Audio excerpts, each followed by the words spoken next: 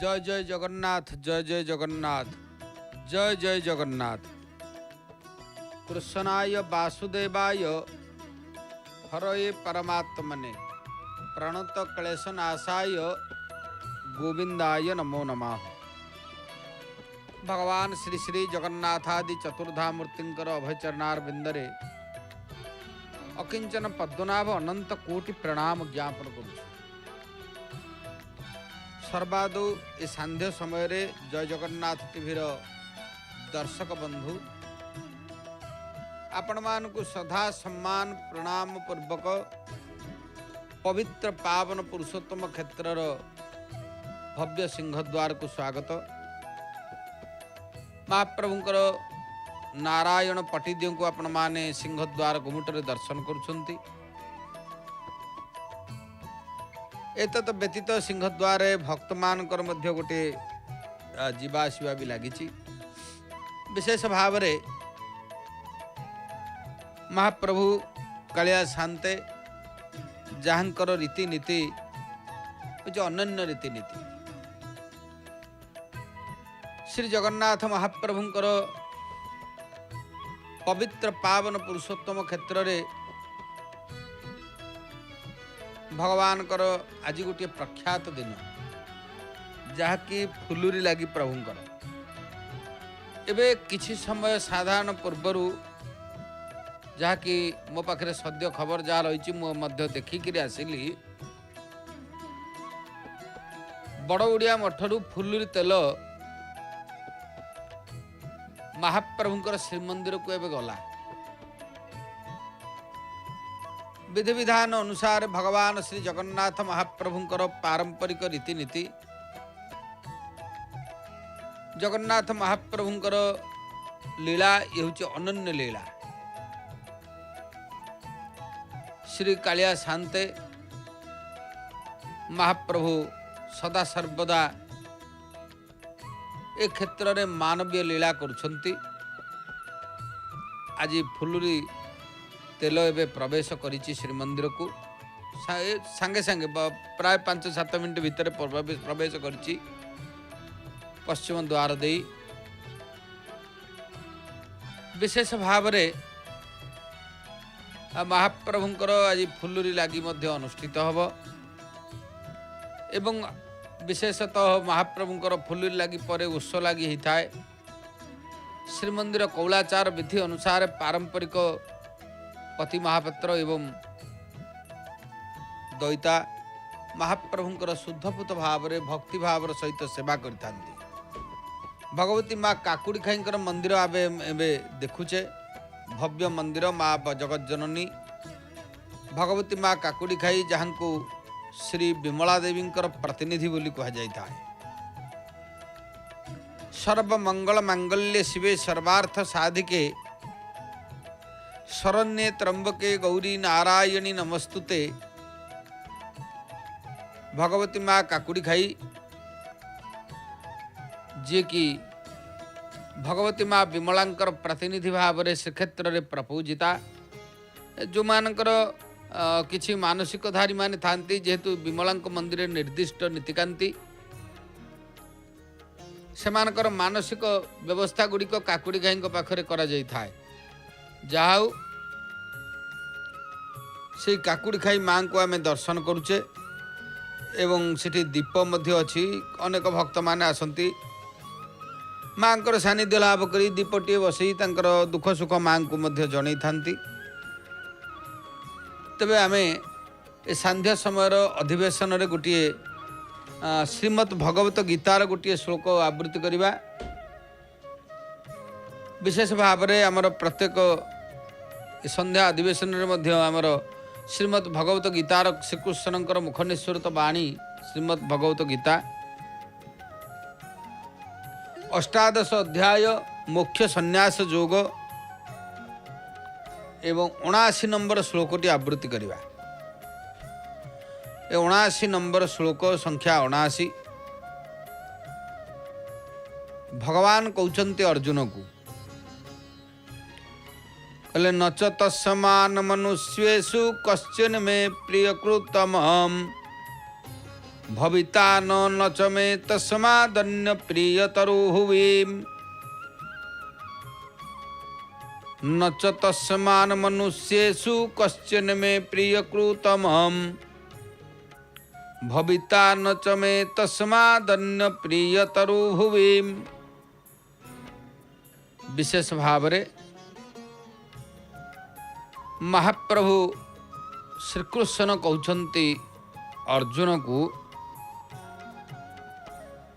तांको ठारू बड़ होई मोर प्रिय कार्य करुथिबा व्यक्ति मनुष्य मानक मध्य आउ केही नाही तथा समग्र पृथ्वी रे तांको ठारू बली मोर अन्य केही प्रिय व्यक्ति भविष्य मध्य हेबे नाही। कारण यही कथाटी भगवान कहते कारण जो पुरुष मोठारे परम प्रेम करी यही परम रहस्ययुक्त गीतोपदेश मोर भक्त मानक मध्य कहिबे से मत ही प्राप्त हेबे एथिरे कौनसी संदेह नाही। तेणु सेथिपाई भगवान कहते मोर भक्त जी कि मोर कथा को अन्य मानक पाखरे कहितांती तांको ठारू बड़ आउ केही नाही पृथ्वी रे तांको ठारू बली मोर अन्य केही प्रिय व्यक्ति भविष्य मध्य आउ हेबे नाही। कारण सेमानक ठारू आउ प्रिय मोर केही अधिका हेई परिबे नाही। एई कथा भगवान श्रीकृष्ण अर्जुन को कहउचंती न च तस्मान् मनुष्येषु कश्चन मे प्रियकृतमहम् भविता न च मे तस्मादन्य प्रियतरुभुवीम्। श्रीमद् भगवत गीतार यही महनीय श्लोक निश्चित भाव रे ये बाणी होचंती महाप्रभुंकर भगवान का मुखनिस्वरत कथा ये अक्षर अक्षर ये होचंती महान वाक्य तेरे संदेह नाही। तेणु प्रभुंकर से महान बाणी को निश्चित भाव रे आमे प्रकाश करिबा महाप्रभुंकर सानिध्य लाभ करिबा से कथा को पालन करी तेणु निश्चित भाव रे भगवानकर ए मुख निसृत बाणी नच तस्मान् मनुष्येषु कश्चन मे प्रियकृतम भविता नच मे तस्मादन्य प्रियतरो भुवि। विशेष भाव रे भगवानकर ये कथा को आमे हृदयंगम करने सहित ताकू पालन कले आमर कल्याण हम। श्रीमद् भगवत गीतार बाणी को ये रखा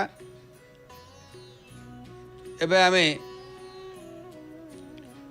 महाप्रभुंकर श्रीमंदिर जानिबा कथा संपर्क रे जानिबा। तेणु कारण श्रीमंदिर रे अनेक सबू सेवा रही।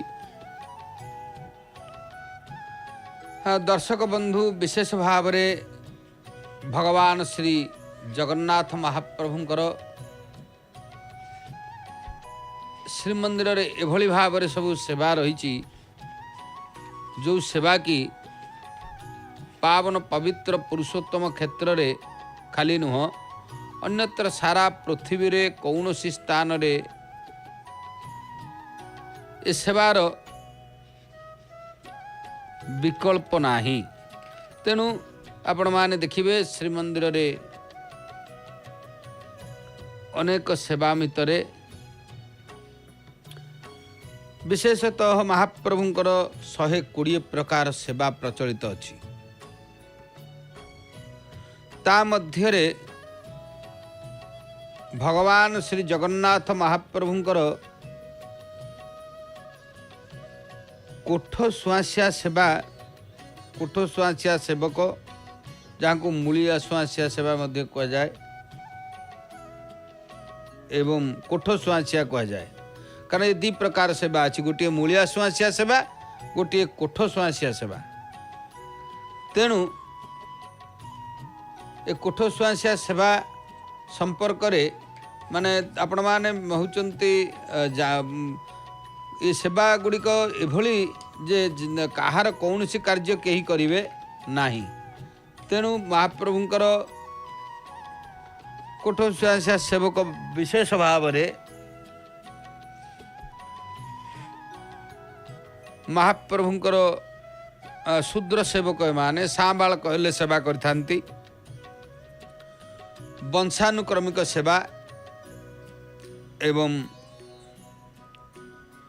कोठसुआ सेवक जो माने कि पर्वपर्वाणी रे जेते टाटी घर दरकार हुए माने तैयारी करती चांदुआ बांधती श्रीमंदिर सिंहासन और गुंडीचा घर सिंहासन को पहंडी नीति पूर्व चारमाल बांधती फिटाती स्नान बेदी रे चांदुआ बांधि था स्नान बेदी धो पखाड़ करती देउलू रथ उपरकू रथरू गुंडीचा घर को चांगड़ा और भंडार सिंधुक नवा आनिबा कार्य मध्य कोठा सुंगासिया करिथांती अनेक कार्य तांकर अछि।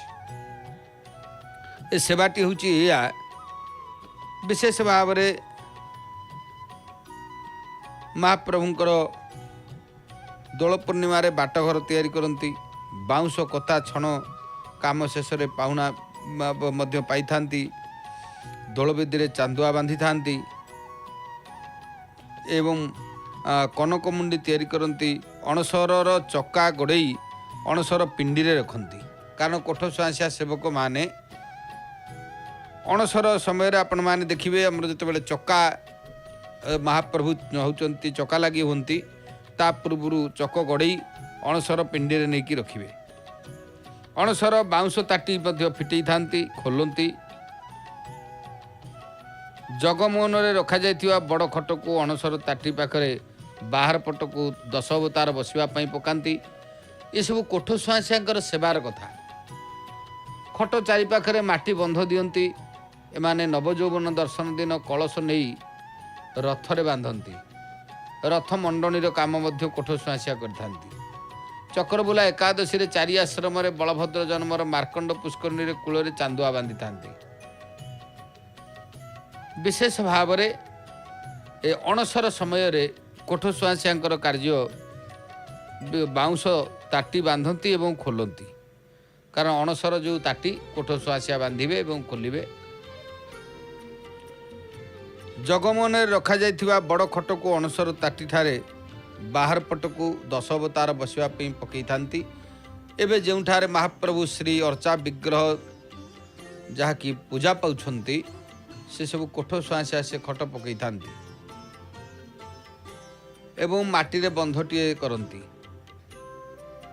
नवजौवन दर्शन दिन कलश नहीं कि रथ उपरे बांधिबे मंडणी काम करिवे सिठी ये सब कार्य कोठ सुआसिया करथांती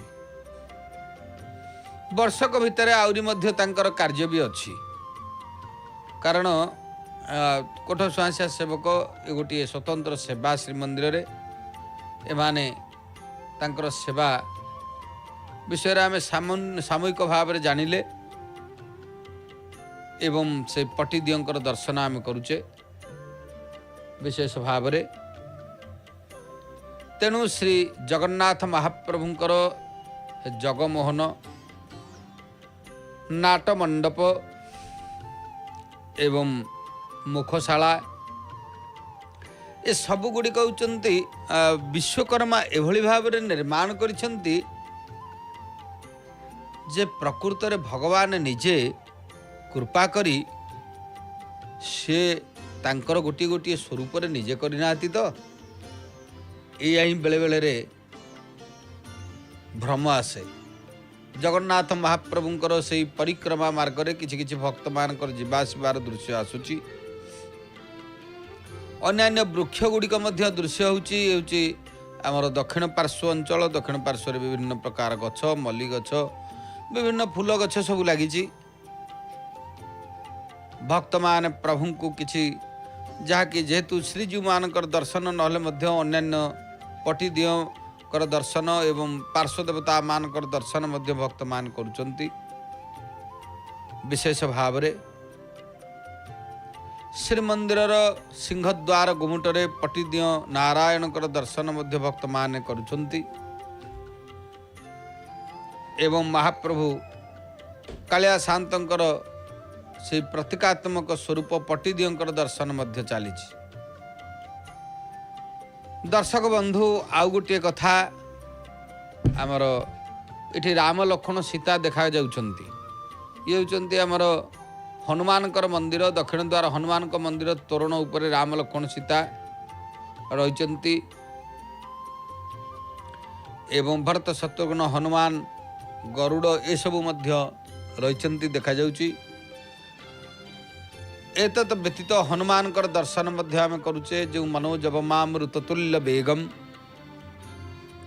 जितेन्द्रियं बुद्धिमतां वरिष्ठं वातात्मजं वा नरजूथ मुख्यम श्रीरामदूतं शरणं प्रपद्ये भगवान दक्षिण द्वार हनुमान जो हनुमान को दर्शन कले नासौ रोग हरे सब पीड़ा जपत निरंतर हनुमंत बीरा जो हनुमानकर वीर हनुमानकर दर्शन कले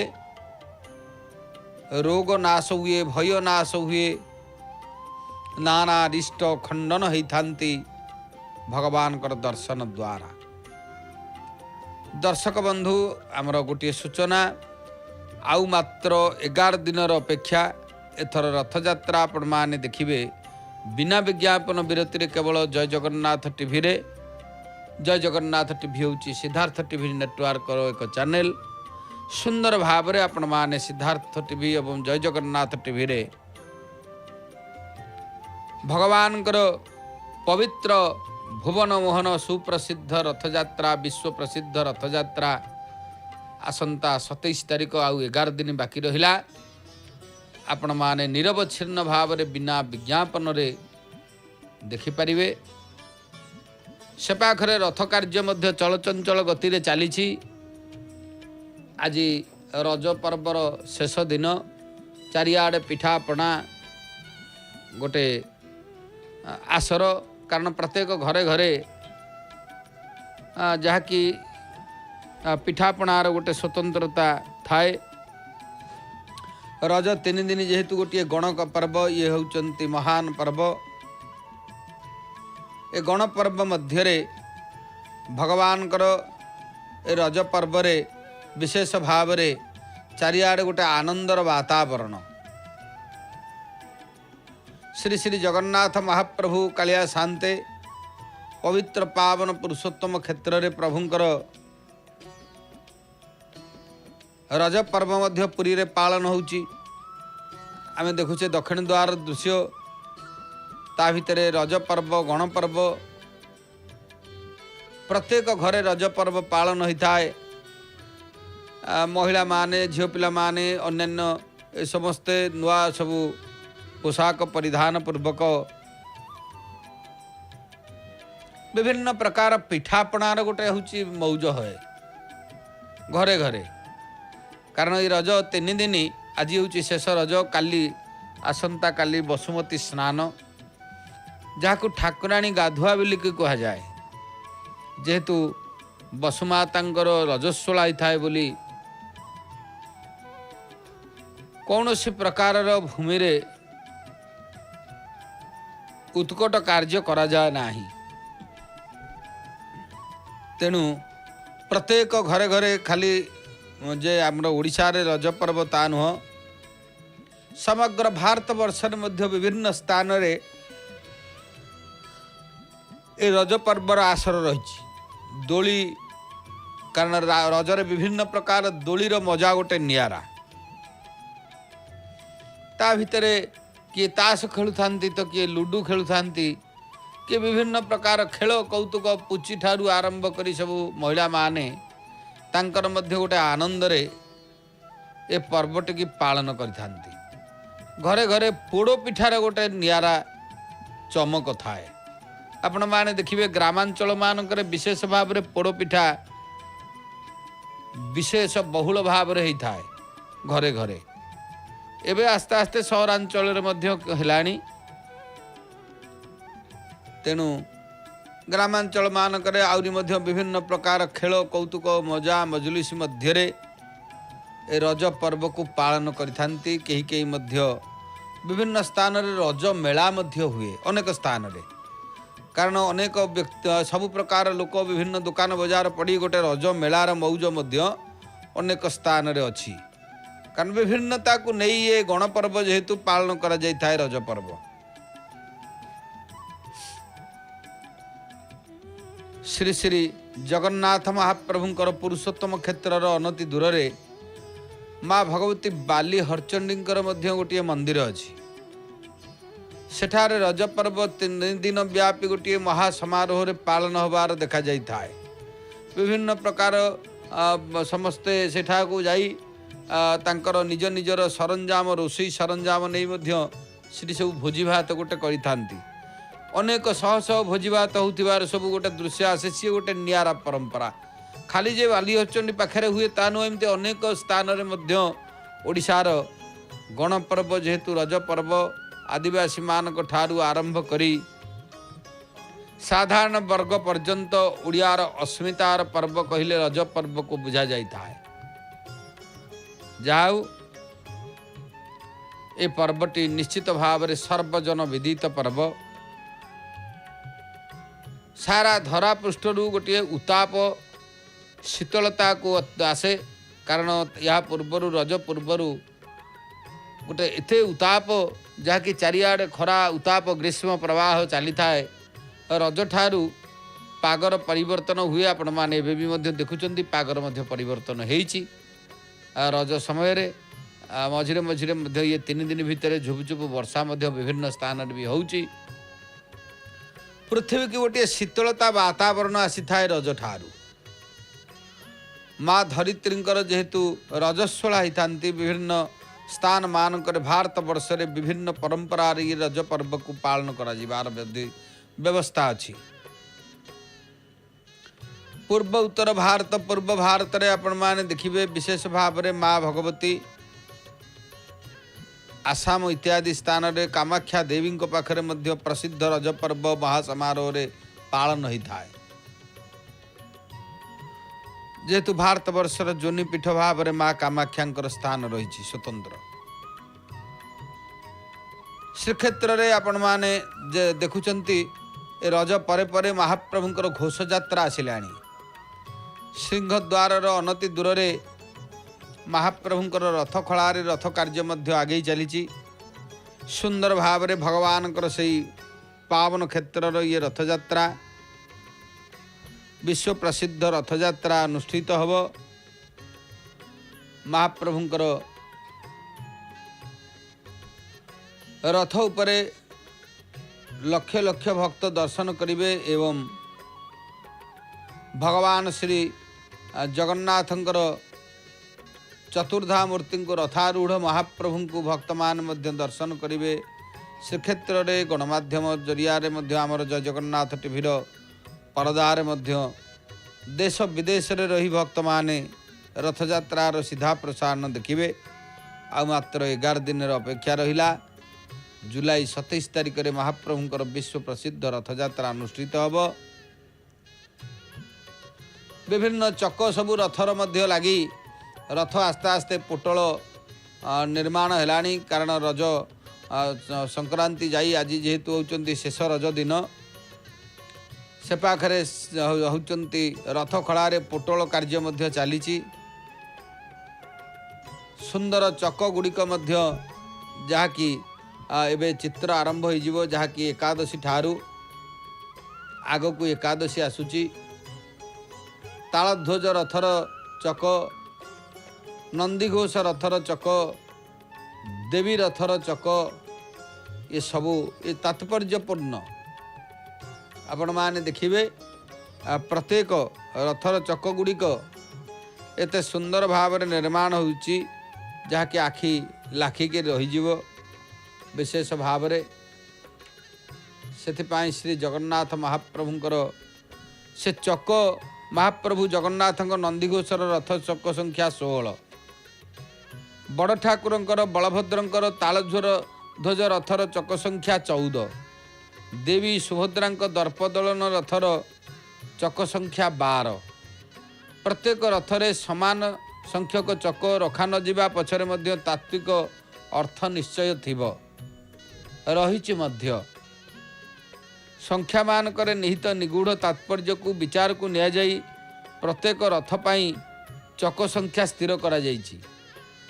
एई कथा को आमे जदि आलोचना को नबा सुभद्रांक रथर चक संख्या तात्पर्य उडियान पीठ ये प्राचीन भारत वर्षर एक प्रसिद्ध तंत्र पीठ। उडियान होउछि एबर ओडिशा देवी रथ तांत्रिक चक्र अवलंबन निर्मित हुए। यही रथ उडियान चक्रर 12 चक्र एवं 16 स्तंभ द्वारा सुशोभित। श्रीक्षेत्र में देवी सुभद्रा होउचंती आत्मशक्ति, जहाँ को आद्याशक्ति आत्मशक्ति रूप से समस्त जीवरे विद्यमान भगवती। शरीर रूपक रथरे से जेपरी आत्मशक्ति, विश्वरूपक रथरे मध्य से आत्मशक्ति। यह पिंड ब्रह्मांड तत्वर होउचंती ज्वलंत निदर्शन। देवी रथर 12टी चक श्री जगन्नाथ वासुदेवंकर 12 शक्तिर प्रतीक। कंसासुर आदेश अक्रूर श्रीकृष्ण बलराम को संगरे नहीं वृंदावन मथुरापुर को गला बेले पथ मध्य अक्रूर जमुना नदी में स्नान करथिले। स्नान समय भगवान को ध्यान रे निविष्ट थिबा बेले अक्रूर श्रीकृष्णकर अपरूप दर्शन लाभ करथिले। श्रीकृष्ण तांकर 12 शक्ति संश्लिष्ट होई दर्शन देइथिले। श्रीमद् भागवत महापुराण 12 शक्ति क्यों तार उल्लेख मध्य रही। श्रिया पुष्ट्या गिरा कांत्या कीर्त्या तुष्ट्येलयोर्जया विद्याया विद्यया शक्त्या मायया निषेवितम। तेणु चतुर्भुज विष्णु जहाँ कृष्ण को भग ब्रह्मा आदि देवता सनकादि ऋषि अष्टवसु प्रहलाद नारद प्रमुख स्तुति करुथांती, सेमानक सहित लक्ष्मी पुष्टि सरस्वती कांति कीर्ति तुष्टि अर्थात ऐश्वर्य बल ज्ञान श्री जश वैराग्य षडेश्वर्य रूपी शक्ति माने इला जहाँ को संधि भी रूपा पृथ्वी शक्ति कहा जाए, ऊर्जा जी की लीला शक्ति, विद्या अविद्या जीवर मुख्य बंधनर कारण रूपा बहिरंगा शक्ति, आह्लादिनी जहाँ को ल्हादिनी कहा जाए, संबित बा अंतरंगा शक्ति एवं माया आदि शक्तिमान मूर्तिमान होई तांकर सेवा करुछंती। 12टी चक संख्यार अन्य एक कथा होउची कहा जाई पारे विश्वव्यापी ब्रह्मचेतना आदिशक्ति गायत्रींकर सहस्र शक्ति मध्यरु 24टी शक्ति होउचंती मुख्य। विश्वामित्र तंत्र रे एही 24टी नाम उल्लेख रही। एथिरु 12टी दक्षिण और 12टी वाम पक्षीय। तेणु दक्षिण पक्ष को आगम बा वाम पक्ष को निगम कहा जाए। अर्थात गायत्री महाशक्तिर मुख्यतः 12टी वैदिक और 12टी तांत्रिक वर्ग रही।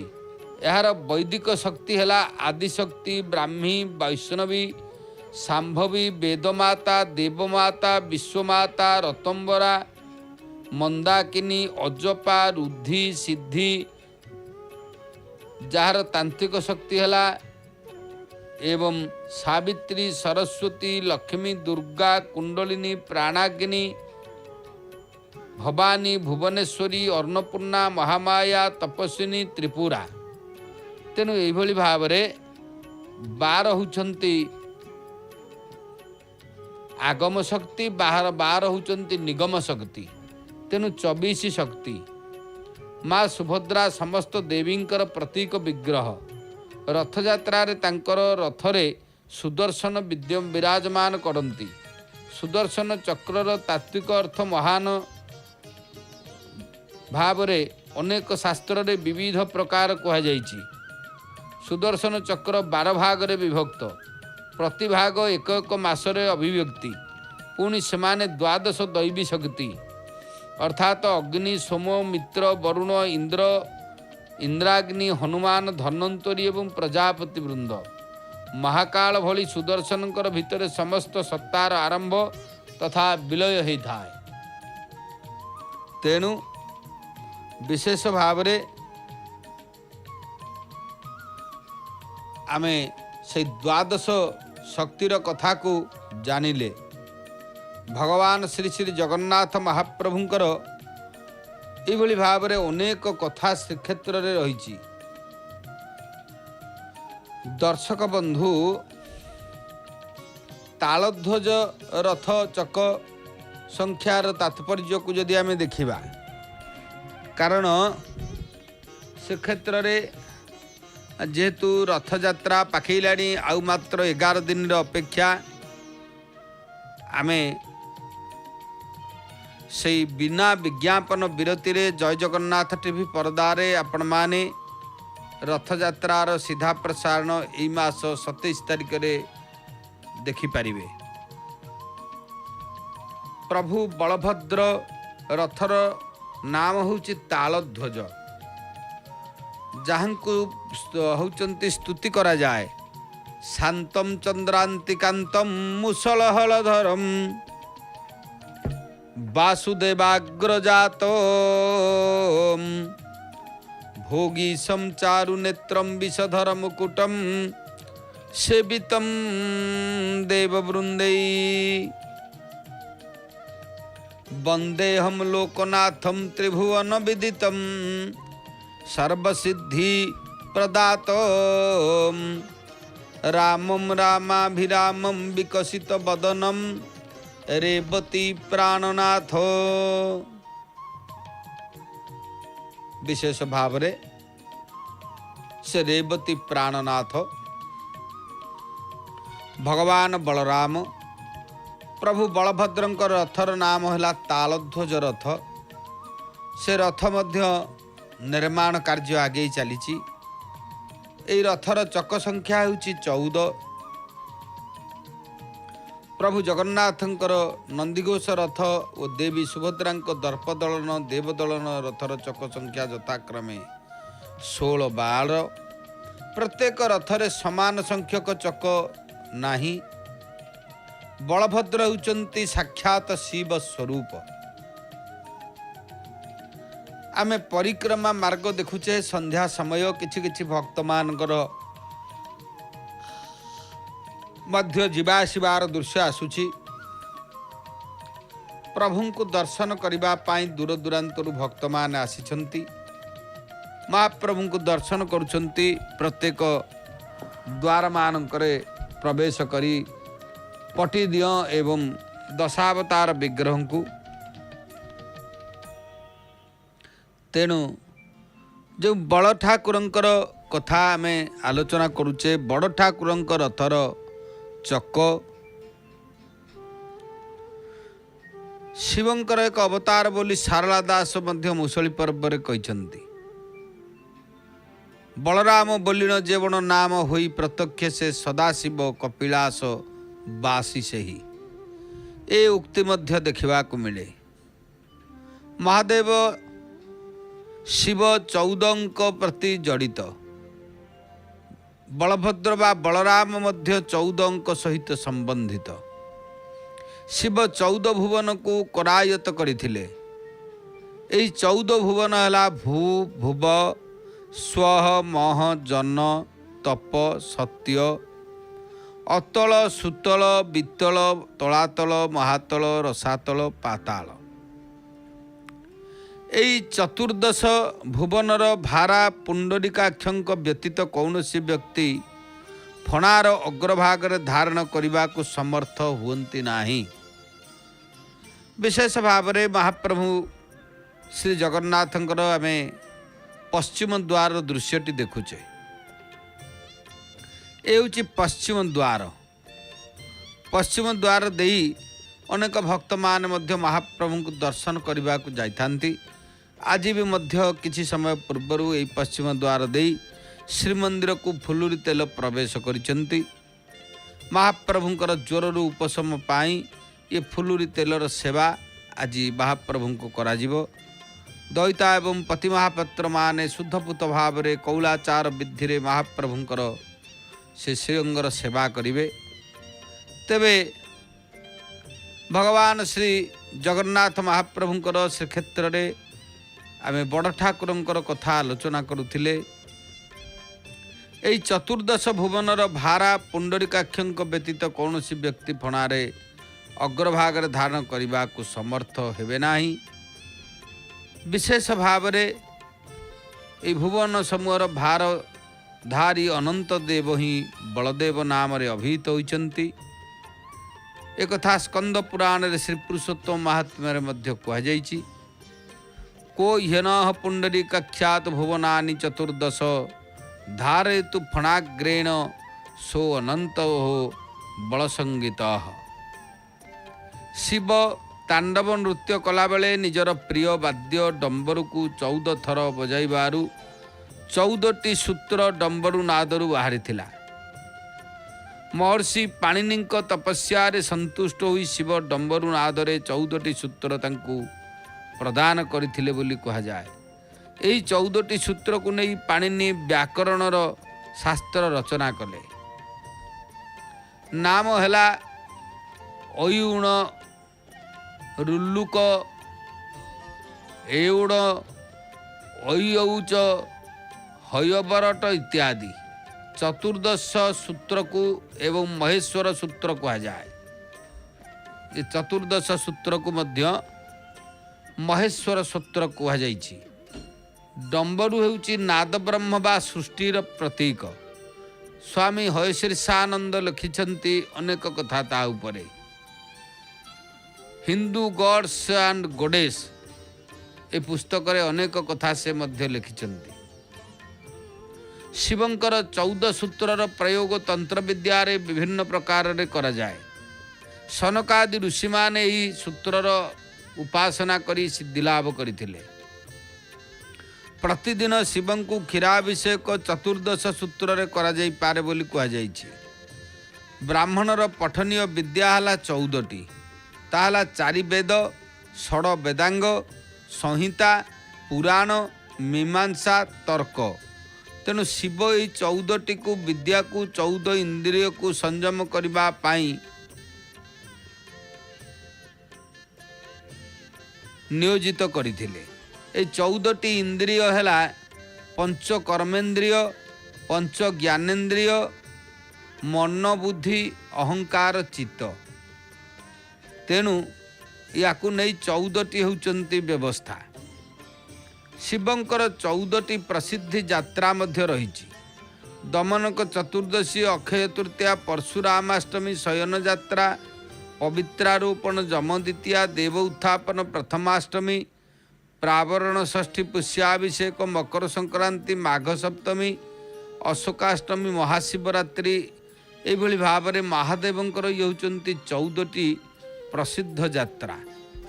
प्रति मासर कृष्ण चतुर्दशी शिवंकर अति प्रिय दिवस। सेथिमध्यरु फाल्गुन कृष्ण चतुर्दशी सर्वश्रेष्ठ। एही दिन को महाशिवरात्रि कहा जाए।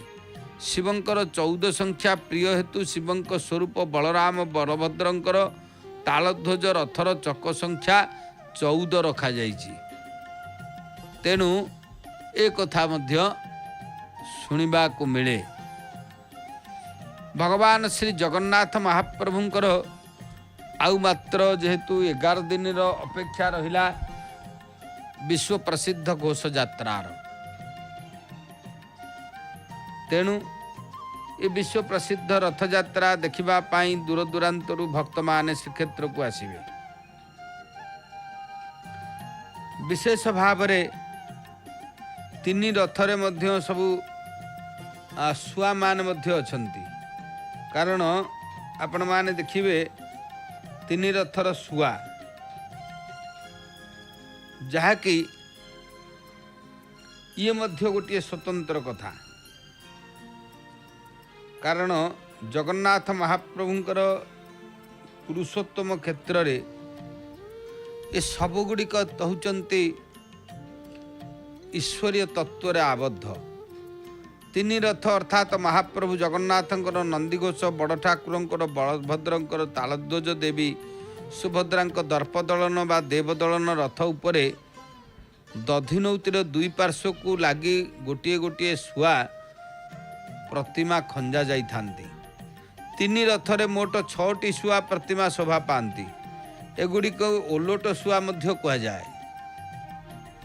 कारण सुआ मानकर मुह और बेक सामना को न रही पछपट को माड़ी हुई रही। ଛୁଆମାନଙ୍କର ଦୃଷ୍ଟି ପଛପଟକୁ ସତେ ଯେପରି ରଥର ନିମ୍ନାଂଶକୁ ରହିଛି। ଓଲଟ ଶୁଆଗୁଡ଼ିକ ସାଧାରଣ ନିମ୍ବ କାଠରେ ନିର୍ମିତ, ଲମ୍ବା ପ୍ରାୟ 1.5 ହାତ।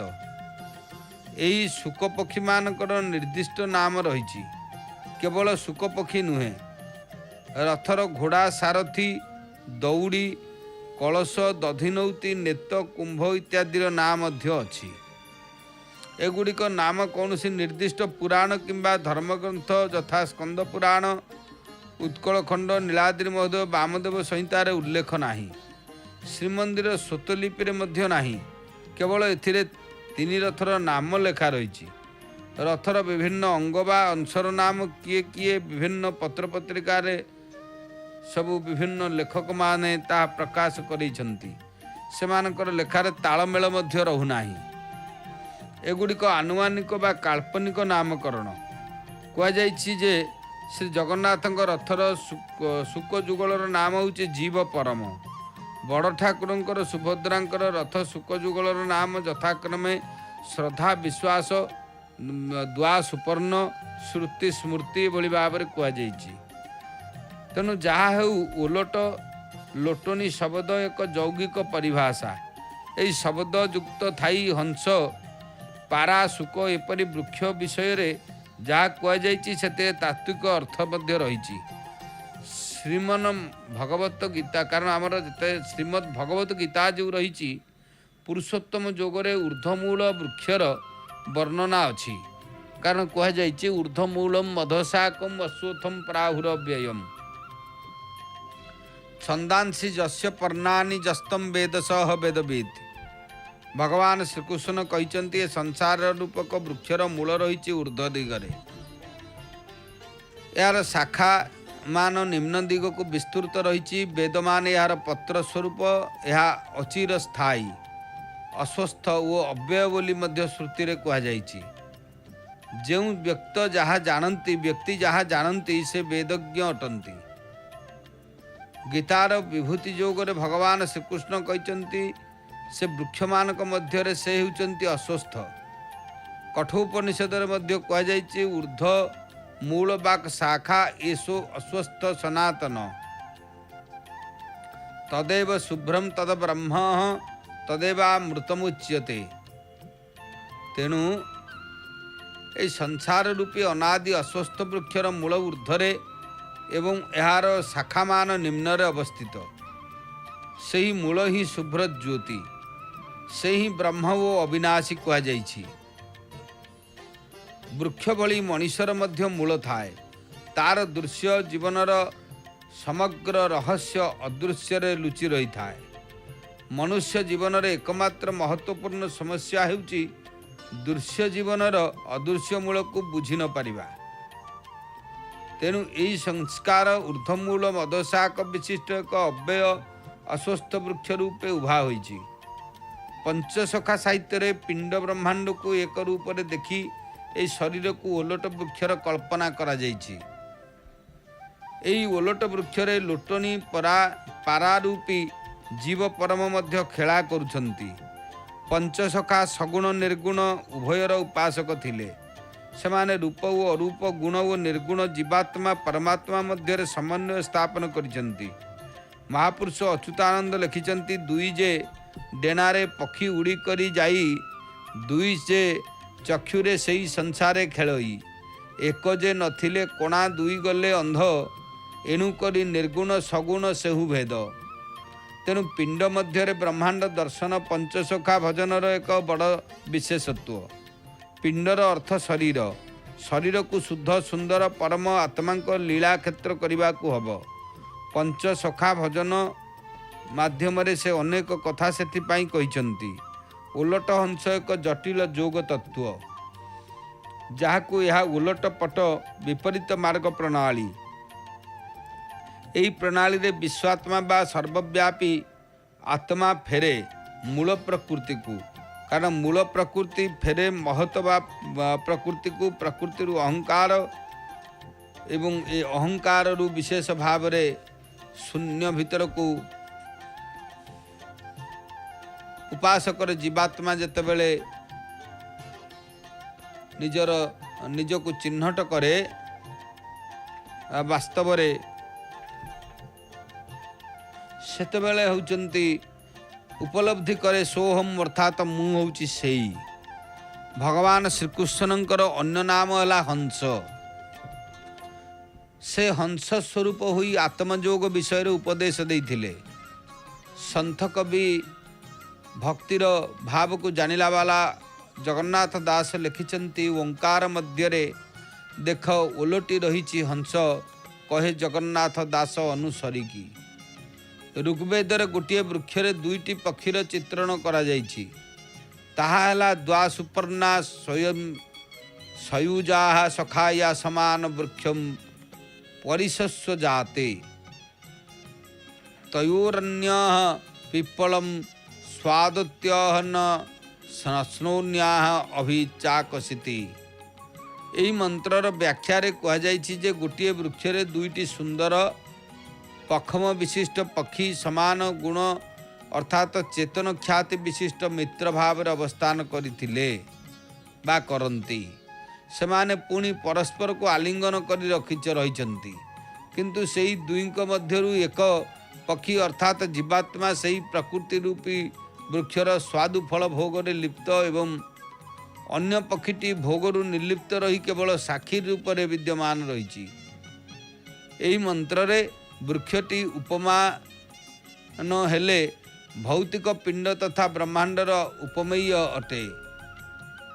ଆମ୍ଭଙ୍କୁ ପରିବେଷ୍ଟିତ ଜଗଡ଼ ଜଗତକୁ ଏକ ସ୍ୱାଦୁଯୁକ୍ତ ଫଳ ବହନକାରୀ ବୃକ୍ଷ ରୂପେ ବର୍ଣ୍ଣନା କରାଯାଇଛି ଏବଂ ଏହି ପ୍ରକୃତି ରୂପୀ ବୃକ୍ଷଟିରେ ଦୁଇ ଗୋଟି ସମାନ ଧର୍ମ ଅର୍ଥାତ୍ ଚେତନ ସମସାମୟିକ ଅନାଦି ଆତ୍ମତତ୍ତ୍ୱ ବିରାଜମାନ କରନ୍ତି। ଦୁଇଟି ଯାକ ଆତ୍ମତତ୍ତ୍ୱ ବା ଚେତନ ତତ୍ତ୍ୱ ଅଟନ୍ତି, କିନ୍ତୁ ଏକ ଭୋଗଲିପ୍ସୁ ଅନ୍ୟଟି ନିର୍ଲିପ୍ତ। ପ୍ରକୃତି ସ୍ୱାଦ ଫଳଭରା ଏକ ବୃକ୍ଷ ଅର୍ଥାତ୍ ପ୍ରକୃତି ଭୋଗ୍ୟା, ଜୀବାତ୍ମା ଭୋକ୍ତା ଏବଂ ପରମାତ୍ମା ପ୍ରୟୋକ୍ତା ଅଟନ୍ତି। ତେଣୁ ଏହି ମନ୍ତ୍ରଟି ମୁଣ୍ଡୁକ ଉପନିଷଦ ମଧ୍ୟରେ ମଧ୍ୟ ଦେଖିବାକୁ ମିଳେ। କାରଣ ସମାନେ ବୃକ୍ଷ ପୁରୁଷ ନିମଗ୍ନ ଅନିଶୟା ଶୋଚତି ମୁହ୍ୟମାନ ଦୁଷ୍ଟମ ଯଦା ପଶ୍ୟତ୍ୟନ୍ୟହମିଶମସ୍ୟ ମହିମା ନମିତି ବିତ ଶୋକ। ଅର୍ଥାତ୍ ନିତ୍ୟ ବା ଅନାଦି ହେବା କାରଣରୁ ପ୍ରକୃତି ରୂପୀ ବୃକ୍ଷରେ ନିମଗ୍ନ ହୋଇ ସ୍ୱାମିତ୍ୱକୁ ହରାଇ ବା ହଜାଇ ଶୋକମୋହଗ୍ରସ୍ତ ହୋଇଯାଏ। କିନ୍ତୁ ଯେବେ ସେ ପ୍ରେମଯୁକ୍ତ ସେବନୀୟ ନିଜଠାରୁ ଭିନ୍ନ ସ୍ୱାମୀ ପରମେଶ୍ୱରଙ୍କୁ ଦେଖେ ଏବଂ ସେ ସୁସ୍ୱାମିନୀ ମହିମା ସର୍ବତ୍ର ଦର୍ଶନ କରେ, ତେବେ ସେ ବିତ ଶୋକ ଅଥବା ଶୋକ ରହିତ ହୋଇଯାଏ। ଅଦ୍ୱୈତ ଦ୍ୱୈତନା ତ୍ରୈତ କଥା ବିଶେଷ ଭାବରେ ମଧ୍ୟ ଆମକୁ ଦେଖିବାକୁ ମିଳେ ଅନେକ ଧର୍ମଶାସ୍ତ୍ରରେ। ଗୋଟିଏ ପକ୍ଷୀ ସୁସ୍ୱାଦୁଯୁକ୍ତ ଫଳ ଭକ୍ଷଣରେ ଲିପ୍ତ, କାରଣ ଦୁଇଟି ସୁନ୍ଦର ଶୁକ ପକ୍ଷୀର ଚିତ୍ର ରହିଛି। ଋଗ୍ବେଦ କିମ୍ବା ମୁଣ୍ଡୁକ ଉପନିଷଦର ଦ୍ୱାସୁପର୍ଣ୍ଣା ଠାରୁ ପ୍ରତି ରଥର ଶୁକ ଯୁଗଳଙ୍କର ଅବସ୍ଥିତି ବା ଆଚରଣ ସମ୍ପୂର୍ଣ୍ଣ ଭିନ୍ନ। ଦଧିନୌତିର ଦୁଇ ପାଖରେ ଏମାନଙ୍କର ଅବସ୍ଥାନ ତାତ୍ପର୍ଯ୍ୟପୂର୍ଣ୍ଣ। ଏହା ବେଦ ତତ୍ତ୍ୱମୟ ବୋଲି ମଧ୍ୟ ଯାହାକି ପ୍ରାଚୀନ ଗବେଷକ ପଣ୍ଡିତ ସଦାଶିବ ରଥ ଶର୍ମା କହିଛନ୍ତି। ସେ ମଧ୍ୟ କହିଛନ୍ତି, ମାତ୍ର ଦଧିନୌତିର ଦୁଇ ପାଖରେ ଚିତ୍ରକାର ନିଯୋଗ ଦୁଇଟି ଓଲଟ ଶୁଆର ଚିତ୍ର କରିଥାଏ। ଏ ଶୁଆ ଦୁଇଟି ନବକଳେବର ବେଳେ ତିଆରି ହୁଅନ୍ତି ଏବଂ ଦିଅଙ୍କ ସଙ୍ଗେ ପାତାଳି ହୁଅନ୍ତି, ତେଣୁ ଗୌଣ ନୁହନ୍ତି। କାରଣ ବାମ ପଟଟି ଜୀବ, ଦକ୍ଷିଣଟି ପରମ ଜୀବର। ତେଣୁ ପ୍ରକୃତରେ ଚିତ୍ରକାର ନିଯୋଗ ନୁହେଁ, ରୂପକାର ନିଯୋଗ ନବକଳେବର ରଥ ନିର୍ମାଣ ବେଳେ ଶୁଆ ମୂର୍ତ୍ତି ଗଢ଼ନ୍ତି। ଚିତ୍ରକାର ନିଯୋଗ ମୂର୍ତ୍ତିକୁ ରଙ୍ଗ ଦିଅନ୍ତି। ତେଣୁ ବିଶେଷ ଭାବରେ ସେ ସମୟରେ ଯାହାକି ସଦାଶିବ ରଥ ଶର୍ମା ମହୋଦୟଙ୍କର ଲେଖାରୁ ଜଣାଯାଏ, ଶ୍ରୀ ବଳଭଦ୍ରଙ୍କ ରଥର ଶୁଆ ଦୁଇଟି ନାମ ମଧ୍ୟ ଶ୍ରଦ୍ଧା ବିଶ୍ୱାସ। श्री जगन्नाथ रथर शुआ दुईटर नाम जीव परम। देवी सुभद्रा रथर शुआर नाम श्रुति स्मृति। तेणु यही कथा लिखिंट यह ही देहरूपी रथर चरम अभिव्यक्ति। प्रत्येक सह संपृक्त। स्मृतिरु श्रद्धा, स्मृतिरु विश्वास, श्रद्धावान जीव प्रमाण प्रमेयर अतीब परम। तेणु दधिनौति रूपक संसार विषय जंजाल जड़ित होई मध्य रथर सुख माने शोकरहित होई बीतराग होई निजर आराध्य प्रति दृष्टिपात करुछन्ते। यह होची से अपूर्व सुख मानकर तत्वर कथा। ए दुई सुख पक्षी जीवात्मा और प्रकृतिर प्रतीक होई पारंती। समगुण विशिष्ट पक्षी द्वय रथरे विराजित परमात्मा प्रति सांकेतिक दृष्टिपात करुथांती।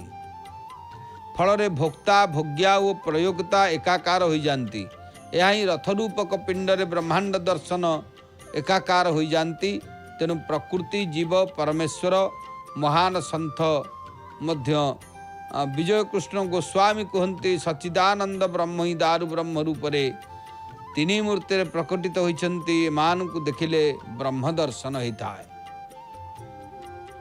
आसाम राज्यर बरपेटार एक सूत्र नाम घर रे हस्ती उपरे सिंह और सिंह उपरे सुआर सुंदर काष्ठ मूर्तिटीए रही। यही मूर्तिर प्रतीकात्मक अर्थ हो पारे भौतिक प्रगति समृद्धि ठारू उच्चर रही धर्म नैतिक नियमावली और सबुठारू श्रेष्ठ बा उच्चरे रही ब्रह्मज्ञान। तेणु शुक पक्षीटी महामुनि शुकमुनि प्रतीक भाव में यहाँ सूचना देउची। तेणु विशेष भाव में आमर ये जो आम तात्विक कथा को आलोचना करुथिले एबे आमर आज आम आमर कथा को बाणी को विश्राम देवा एवं आगामी आमर कार्यसूची संपर्क में आम अवगत हवा। सीधा प्रसारण जारी रहिबो। जय जगन्नाथ, जय जगन्नाथ, जय जगन्नाथ।